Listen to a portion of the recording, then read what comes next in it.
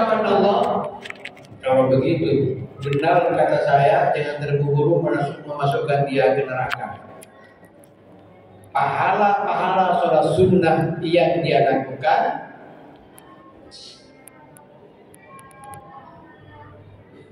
jadikan penyempurna untuk sholat wajib yang tidak sempurna, akhirnya dia masuk surga. Itu. Begitu pula puasa Ramadan, tidak sempurna dan tidak ada yang sempurna, lakukan puasa sunnah. Begitu pula zakat, mungkin dalam pengeluaran zakat hitungannya keliru atau ada sesuatu yang tidak beres, maka sedekah kita dapat menutupi kekurangan ketika membayar zakat. Haji juga seperti itu. Jangan cukup haji satu kali kalau punya duit. Haji lagi dan haji lagi. Haji berhaji wal umrah, kata Rasulullah, lakukan terus haji dan umrah. Jangan berhenti. Jadi yang sunnah sekali lagi, jangan enteng, jangan menyepelekan yang sunnah, sebab yang wajib belum tentu sempurna. Yang melakukan wajib belum tentu diterima. Maka pahala yang sunnah dapat menutupi kekurangan pada yang wajib. Itu loh. Nah, dari sekian banyak sholat-sholat sunnah, tentunya kedudukannya akan berbeda-beda.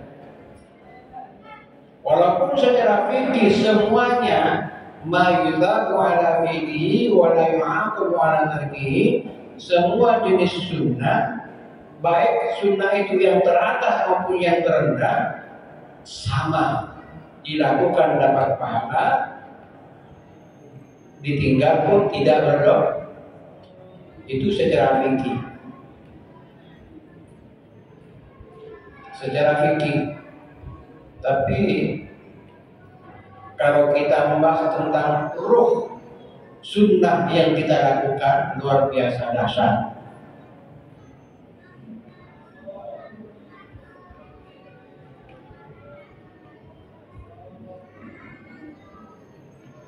Berikutnya Imam Ghazali, sholat sunnah itu Imam Ghazali menyatakan sholat sunnah terbagi dua. Sholat sunnah yang dianjurkan untuk berjemaah, sholat sunnah yang dicontohkan tidak berjemaah. Maka sholat sunnah yang berjemaah lebih istimewa, lebih bagus, lebih baik daripada yang tidak Apa sholat sunnah yang aslinya dianjurkan berjemaah? Seperti sholat Idul Fitri, Idul Adha, gerhana bulan, gerhana matahari, dan sholat istisqa. Ini aslinya memang dianjurkan untuk berjemaah. Itu lebih baik daripada sholat sunnah yang aslinya tidak harus berjemaah.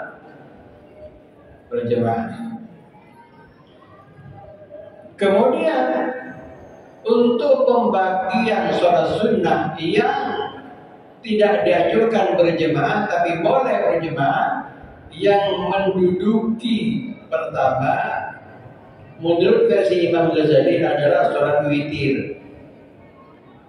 Bahkan juga mayoritas sholat witir adalah sholat sunnah yang terbaik. Berikutnya sholat 2 rakaat sebelum subuh. Berikutnya baru sholat-sholat yang lain. Jadi pertama sholat witir yang terbaik. Yang kedua sholat sunnah sebelum subuh. Baru ketiga dan seterusnya yang lain. Nanti tafawud, kedudukannya berbeda-beda.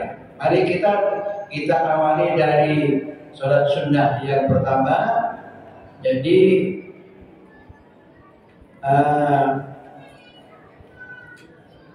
sholat rawatib, ya. Apa itu sholat rawatib?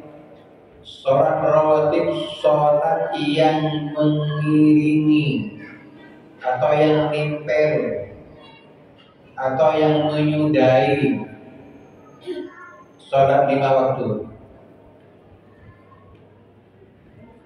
Ya, itu sholat rawatib. Jangan sampai ditinggal. Sebab rawatib adalah ada hubungan langsung dengan sholat 5 waktu.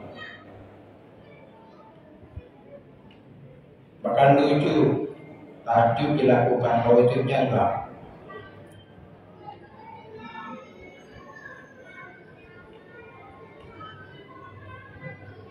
Dari sholat rawatib yang pertama yang patut kita perhatikan adalah rawatibatus subhi, sholat sunnah sebelum subuh. Apa? Rakaatul fajri khairun min dunya wa ma fiha. 2 rakaat sebelum subuh lebih baik daripada dunia dan isinya. Berapa sih nilainya dunia? 1M, 2M, 10 triliun, 1000 triliun. Maka orang yang paling kaya adalah orang yang istiqomah melaksanakan sholat sunnah sebelum subuh. Lebih kaya daripada yang kaya. Kenapa Rasulullah lebih baik daripada dunia dan isi? Ibu-ibu saya tanya, besok ada penawaran dari malaikat. Oh, besok subuh jangan sholat, pilih sholat sunnah 2 rakaat, pahalanya lebih baik daripada dunia dan isinya. Sebagai gantinya, Anda tak usah sholat sunnah biar subuh, gantinya tak kasih uang, tak usah banyak-banyak, 1 juta saja.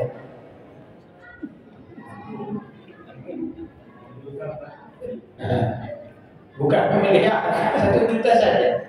Jadi ibu pergi ke masjid Al-Rahmat langsung uang di depan 1 juta cash. Untuk apa nih Ustaz? Uang ambil tapi jangan sholat sunnah 2 rakaat sebelum subuh. Kalau mau sholat sunnah jangan ambil uang. Mari jawabannya gimana?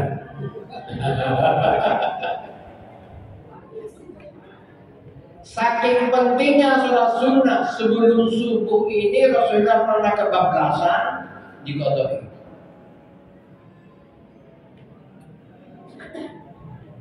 Jadi bukan hanya kita, kalau kita kebablasan biasa, sering kebablasan. Iya. Jadi, jawabnya. Rasulullah suatu saat pulang dari peperangan, kemudian di suatu lembah kecapean, mereka istirahat. Bilal ditunjuk, Bilal kamu jangan tidur, tunggu sholat subuh nanti adzan kamu. Siap Rasulullah. Jadi Rasulullah mengawasi, menjaga rombongan yang ketiduran yang tidur di lembah. Tiba-tiba sudah dipesan jangan tidur, Rasulullah yang bangun duluan karena tersengat sinar matahari. Kaget jam 8 udah matahari keluar. Langsung bilang, kenapa kok sampai kebablasan seperti ini? Kan aku suruh kamu jaga subuh. Rasul, maaf, aku tidak pernah secapek ini Rasulullah. Saya jaga di atas unta tapi ketiduran. Apa yang dilakukan Rasulullah? Langsung semua jemaah rombongan bangun, ambil air wudhu, mau sholat subuh, masih melaksanakan sholat sunnah qobliyah subuh. Sehingga dengan demikian sholat sunnah sebelum subuh ini bisa diqadha'i walaupun nututi subuhnya. Jadi contoh, telat masuk ke Masjid Ar-Raudhah sampai di atas sudah iqamah Allahu Akbar subhanallah subuh. Kita belum sholat qobliyah subuh. Apa yang kita lakukan? Langsung berjemaah. Jangan sholat sunnah subuh, jangan. Sebab apa? Sholat berjemaah lebih istimewa daripada sholat sunnah sebelum subuh. Gimana? Aku sudah biasa sholat sunnah sebelum subuh, ganti kapan gantinya? Ulama berbeda pendapat. Selama itu sudah menjadi rutin dan kebiasaan kita, persilakan ganti. Ada yang menyatakan boleh menggantinya habis sholat subuh langsung. Tapi yang rutin loh, berlaku bagi yang rutin.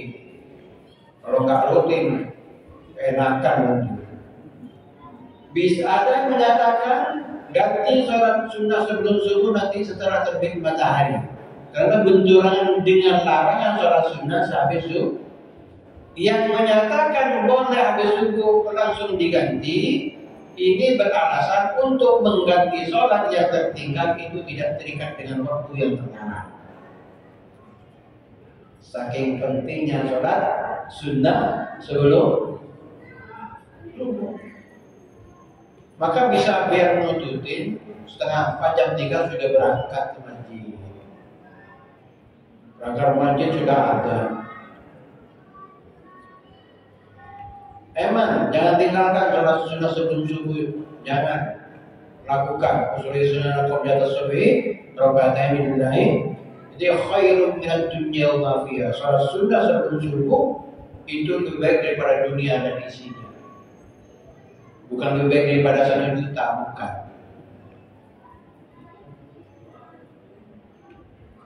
Ini kalau ditinjau dari mana? Ditinjau dari pahala. Kalau kita mengarah kepada bahwa kemungkinan sholat subuh kita yang fardu kurang sempurna, maka sholat sunnah sebelum sholat subuh itu bisa menutupi kekurangan sempurna dalam sholat subuh. Jadikan ketagihan. Jangan merasa terpaksa. Pertama, yang kedua, dari sekian banyak sholat sunnah rawatib tidak ditemukan aturan surat yang dibaca kecuali sholat sunnah sebelum subuh dan sholat sunnah setelah maghrib.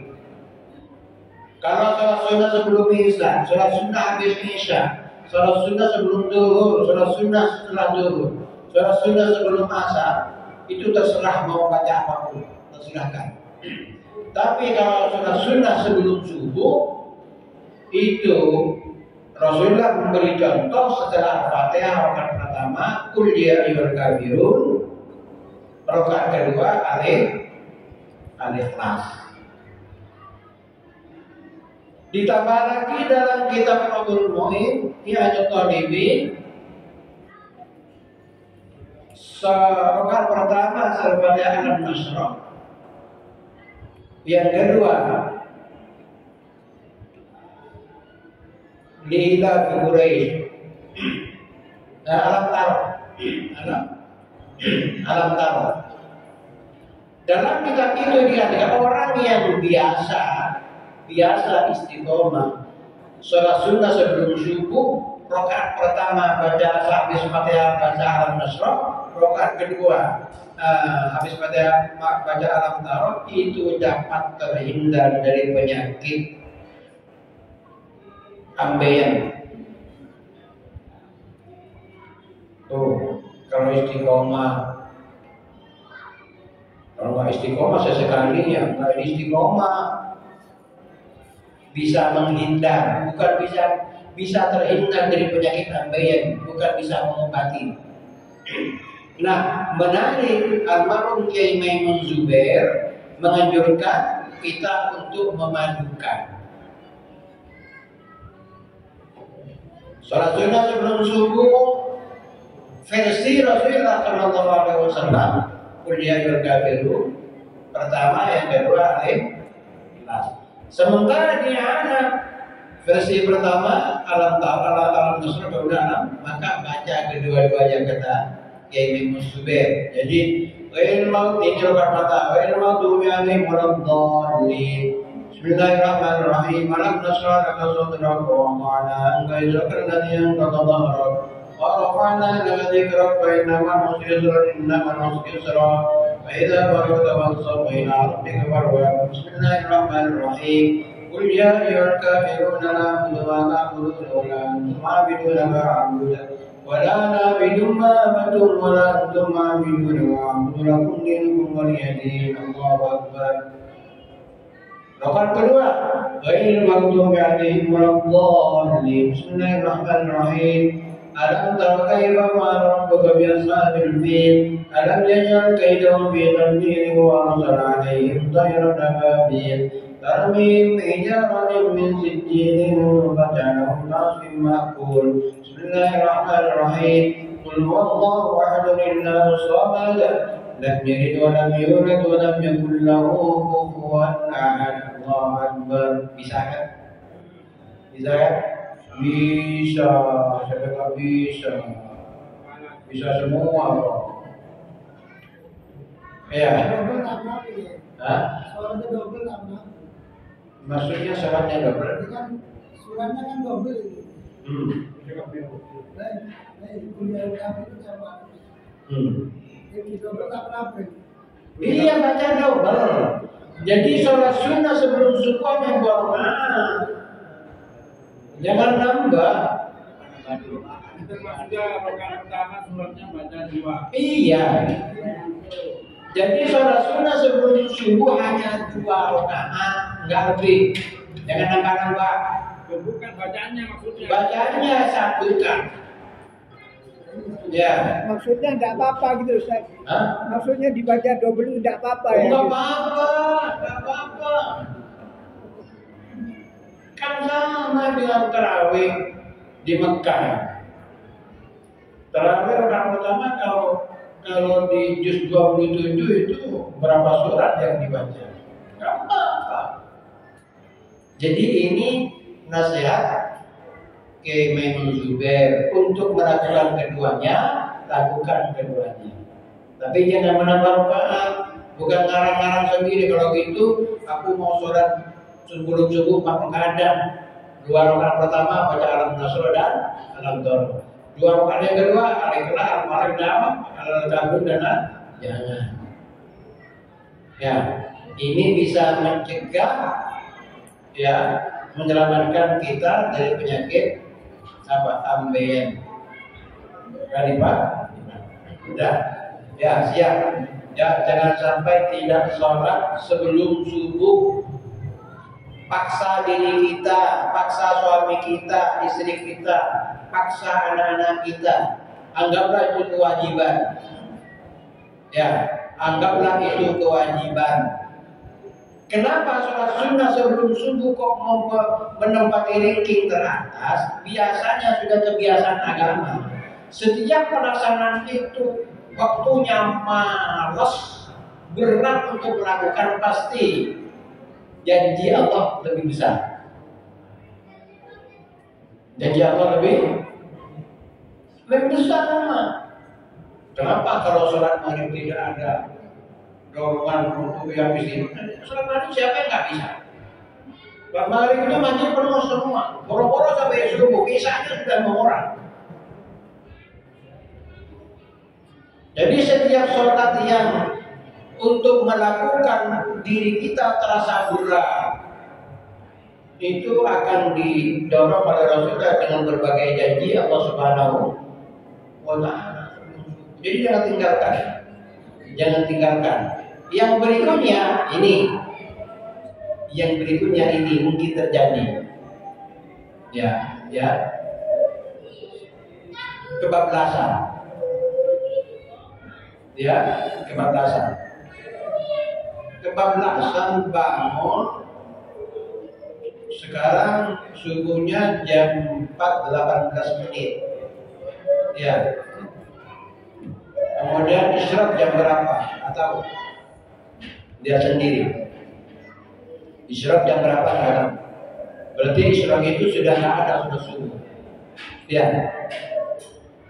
Lalu kita tertidur kebablasan, bangunnya nututi sholat subuh sebentar. Ya, kalau saya melaksanakan qobliyah subuh nggak nututi waktu subuhnya, ya, maka langsung sholat subuh masalah qobliyah subuh nanti diganti. Jangan sampai kita ingin melaksanakan sholat sebelum subuh mengorbankan subuhnya yang wajib. Jangan. Sebab sholat secara fikih melaksanakan sholat 5 waktu itu tidak harus menutupi semua, menutupi takbir. Belum sholat asar ini, maghrib kurang 2 menit. Maghribnya kurang 2 menit. Tidak boleh berdosa kita. Belum sholat asar kurang 2 menit, tanggunglah. Oh jangan, tidak ada tanggungan dalam. Sebab dalam hukum fikih, kalau bisa kita masih menutupi takbir, Allah subhanahu wa ta'ala, langsung azan maghrib. Sholatmu 100% kita adalah adaan bukan qadaan. Kita masih menutupi waktu sholat maaf, walaupun hanya menutupi takbirnya toh. Jadi yang demikian ini selama itu alasannya diterima oleh agama tak berdosa. Tapi kalau ente berdosa. Jadi kalau suatu saat kita coba belasan sholat subuh 4:30 sholat subuhnya, kemudian kita bangun 5:30 kurang 5 menit. Ini kalau saya sholat qobliyah subuh nggak menutupi subuhnya. Harus sholat subuh didahulukan. Masalah sebelum subuh diganti setelah itu. Ini aturan. Jangan mengorbankan yang wajib hanya gara-gara kita ingin melakukan yang sunnah. Paham ya? Nanti jangan ditinggal. Sholat subuh jangan ditinggal. Qobliyah subuh ya harus paksakan diri kita. Caranya bangun sebelum subuh. Lalu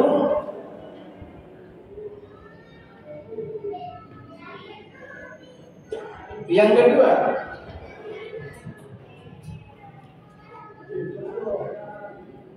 ratibatul duhri, sholat sunnah, rawatib duhur. Nomor duanya, bukan habis isya ya.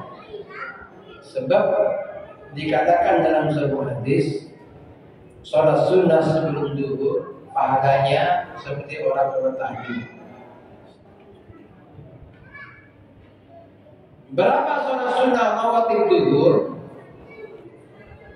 Sebelum dan sesudah duhur, untuk dihitung semuanya adalah 6 rakaat. Ya.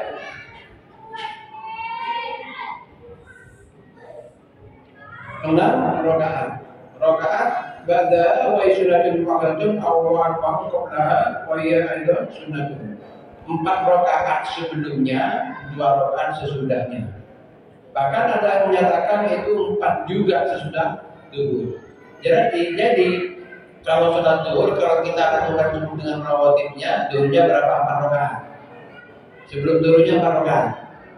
Habis duhurnya 4 rakaat, 12 rakaat. Mau?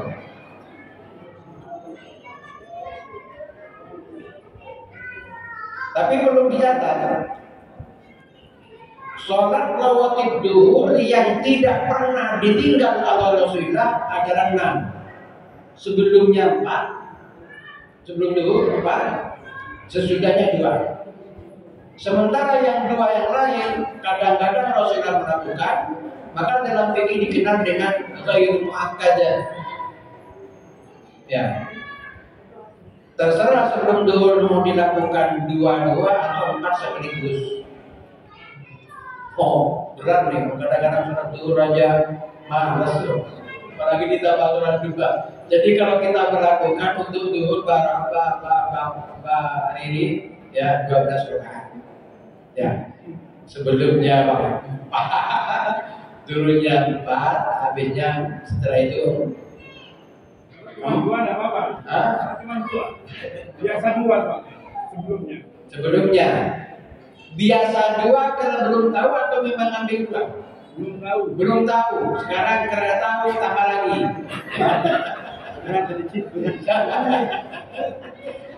Kalau habis duhur ambil 2 enggak apa-apa. Habis zuhur lebih dua nggak apa-apa. Waduh, ini lagi. Padahal nggak sampai 5 menit tuh.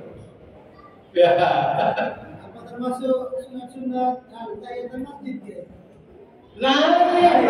Lain. Jadi kalau mau sholat ke Raudhah, sholat duhurnya mau sholat ke Raudhah plus tahiyatul masjid berarti 14 rakaat. Ya. Apa pahalanya? Kita punya pahala. Mudah-mudahan dengan pahala ini Haji Syafiq bisa mulai besok 4 rakaat sebelum dulu. Ya, jangan amin dulu. Amin dulu sah. Kalau besok melakukan, besok sore baru amin. Jangan amin sekarang. Apa hadisnya?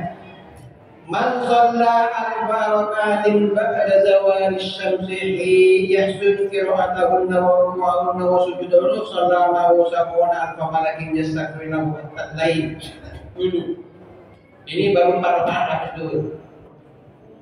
Belum lagi kalau sebelum zuhurnya itu samanya tahajud. Barang siapa sholat sunnah habis zuhur 4 rakaat. Nih, habis zuhur 4 rakaat. Sunnahnya apa? Maka ada 70.000 malaikat berjemaah sama orang itu, dan 70 itu memohonkan ampun kepada Allah untuk orang itu sampai sore. Mau enggak? Loh, kalau malaikat yang berdoa enggak ada malaikat yang ditolak. 70.000 ini yang itu itu. Jadi sholat ma'hu sab'una alfa malak. Orang yang melaksanakan sholat habis zuhur 4 rakaat usawi sunnatan ba'da zuhri arba rakaatin atau rakaataini dua-dua, maka 70.000 malaikat berjemaah sama dia. Untuk apa? Sejak sholat itu sampai sore memohonkan dia Allah, ampunilah dosa-dosa Haji Syafiq. Ki orang udah rumah. Ayo.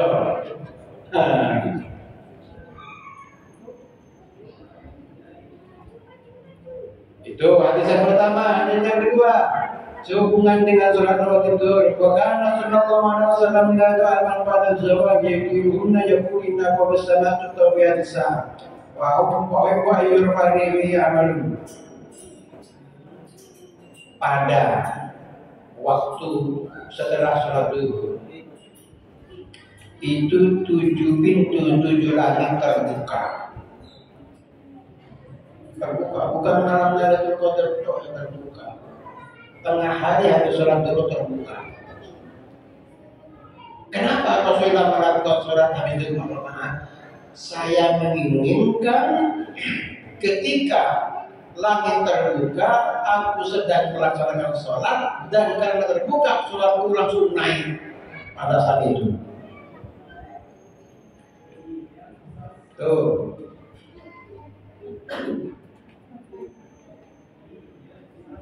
Itu. Kalau sebelum itu sama dengan tahajud. Jadi lumayan orang yang malas tahajud sholat sebelum zuhur. Kan tahajud belum. Abdulnya Ustaz, langsung dengan 2 rakaat salam sama Ustaz. Abdulnya mana? 4 rakaat salam dengan 2 rakaat salam. Lebih baik dua-dua. Lebih baik dua-dua.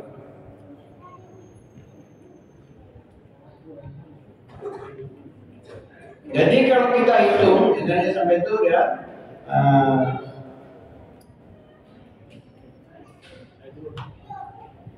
sampai itu. Kemudian man shalla fi yawmin sunataini asyara rakatan dalam waktu wa benar beda beda rakataini qabla al-fajr wa rakataini qabla al-dhuhri wa rakataini ba'da wa rakataini qabla al-asri wa rakataini ba'da maghribi.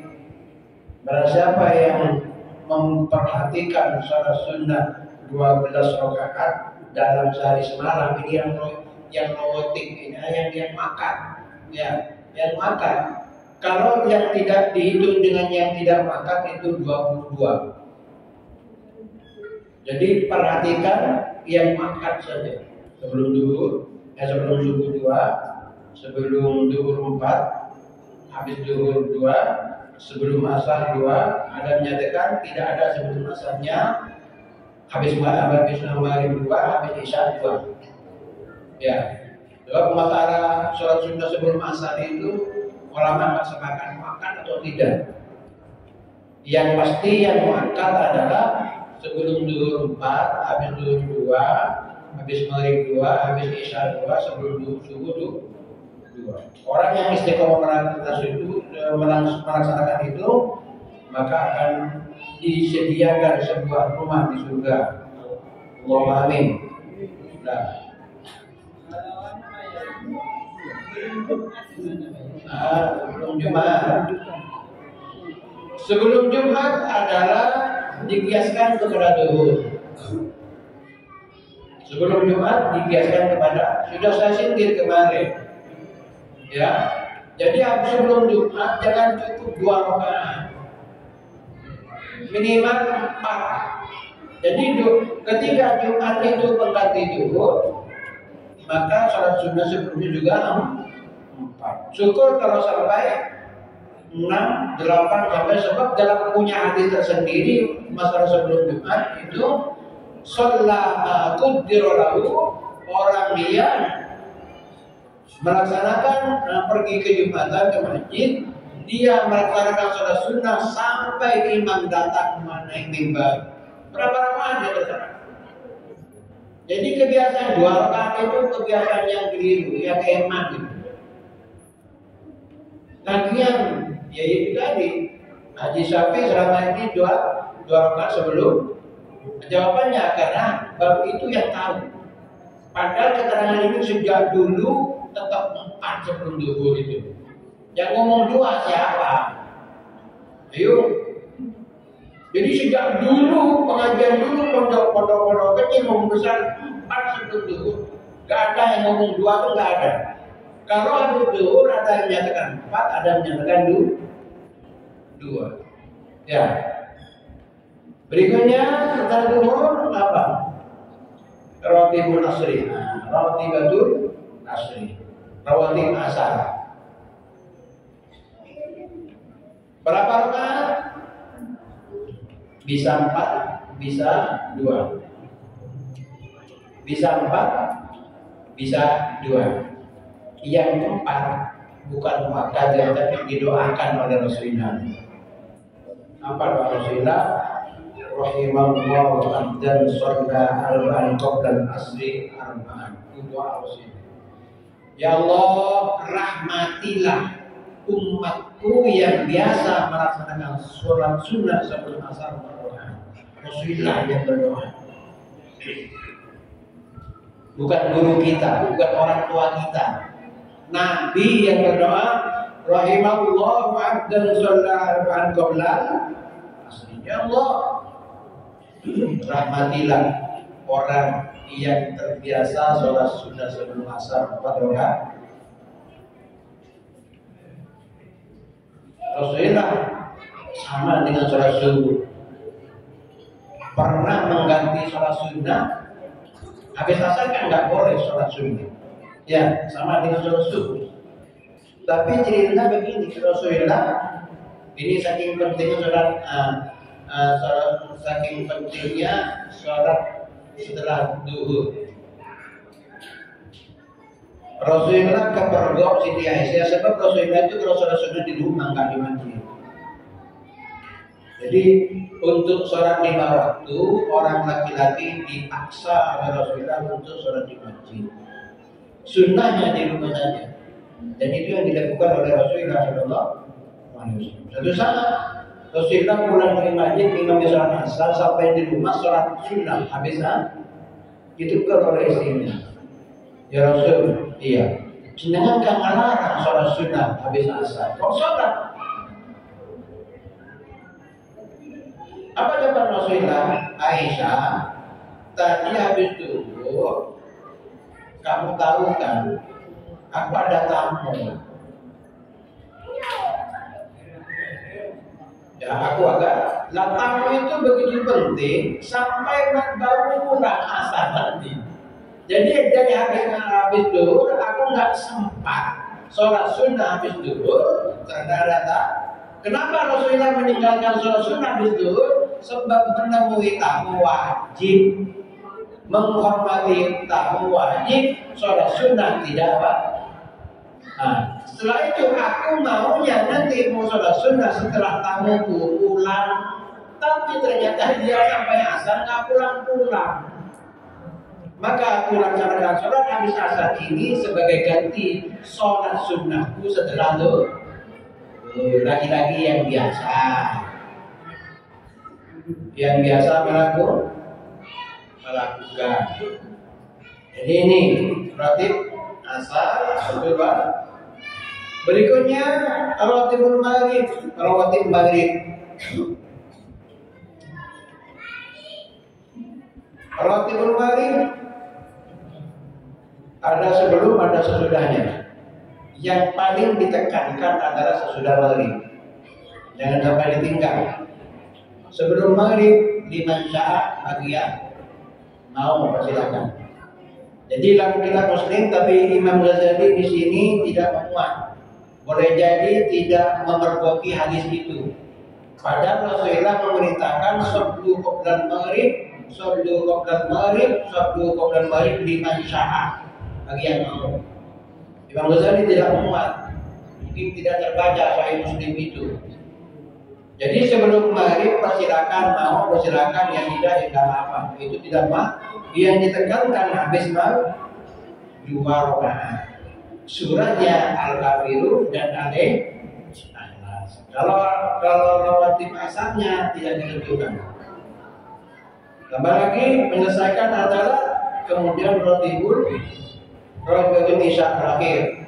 Kalau sunnah setelah ini datang tinggal. Kalau sebelum isya bukan enggak penting, bukan muakkadah. Ya, tidak ditekankan. Jadi habis ada isya langsung sholat tidak masalah. Tapi habis isyanya jangan ditinggal. 2 sampai 4 rakaat. 2 sampai 4. Karena Rasulullah SAW yusalli ba'da isya akhirah 4 rakaat lumayan. Rasulullah habis sholat isya melaksanakan sholat sunnah 2 sampai 4 rakaat baru beliau tidur. Itu. Jadi lengkap kan? Habis isya. Jadi yang harus kita paksa sebelum duhur, sebelum subuh 2, sebelum duhur 4, habis duhur 2, sebelum asar 2 atau 4, habis maghrib 2, habis isya 2, itu paksa. Jangan ditinggal. Demikian. Nanti pertemuan berikutnya kita masih untuk tahajud dan witir. Ada pertanyaan? Kalau subuhnya kesiangan, jam 8, apa tetap sholat sunnah subuh? Lakukan. Ya tadi cerita Rasulullah kebablasan sampai jam 8. Bilang tetap subuh ada, kemudian sebelum sholat subuh dia sholat qobliyah dulu. Ya, tetap dilakukan. Ya, lagi. Ini Ustaz, sholat Isra ini dengan duha, ini kan jaraknya tipis sekali Ustaz. Bahkan ada yang mengatakan Isra ini ya sholat duha kan begitu. Batasan antara sholat Isra dengan duha ini kira-kira berapa menit Ustaz gitu? Karena kabur sekali gitu. Itu aja. Yang membedakan Isra dengan duha hanya Imam Ghazali. Jadi Isra, duha. Sementara ulama yang lain sholat duhanya itu sholat Isra. Hanya sebutannya berbeda. Maka sholat duha bagi mayoritas ulama menyatakan mempunyai 3 sebutan. Sholat duha bisa disebut sholat Isra, sholat duha ya sholat duha pun juga disebut sholat awwabin. 3. Tapi Imam Ghazali dalam kitab ini nanti diterangkan sebentar lagi 2 kali pertemuan mungkin Isra, duha Ya terserah mau usolli sunat al-isyraq tersendiri persilakan, usolli sunat dua tersendiri persilakan, atau hanya usolli sunat al-isyraq maka sekaligus sampean sedang melakukan sunat duha. Ya.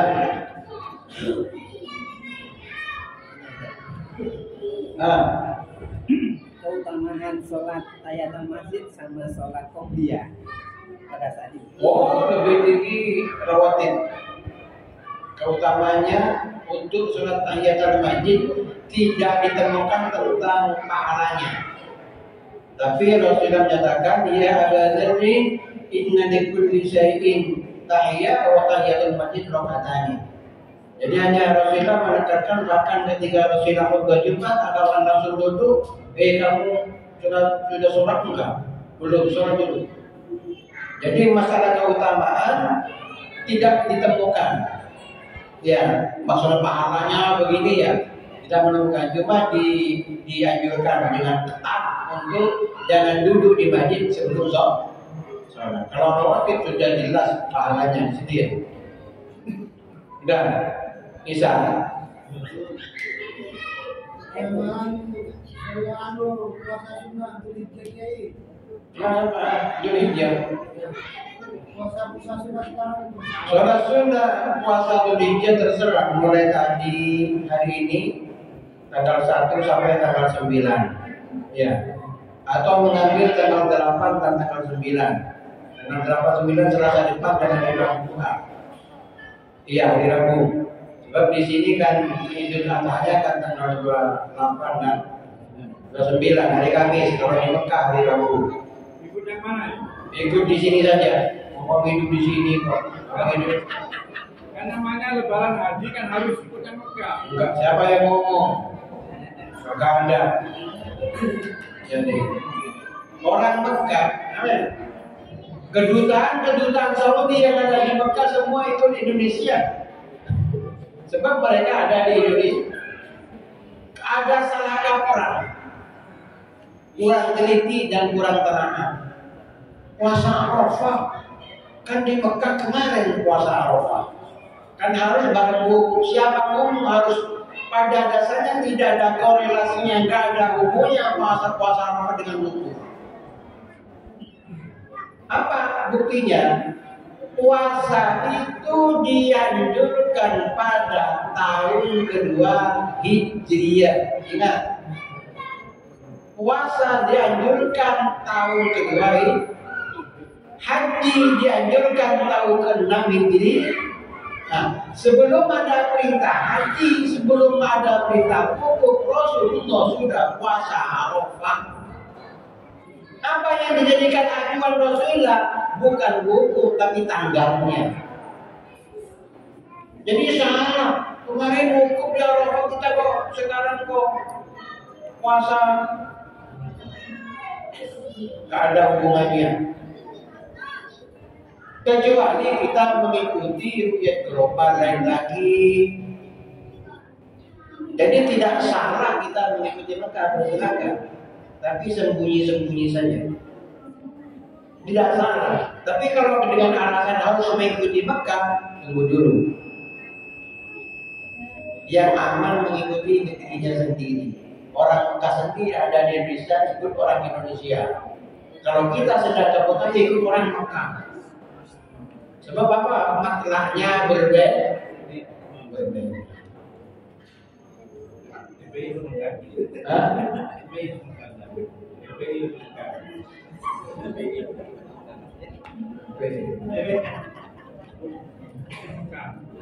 Ya itu Mekah, persilakan. Tapi kalau ngomong harus ikut Mekah, itu yang jadi harus bareng dengan hukum orang, itu yang kurang tepat.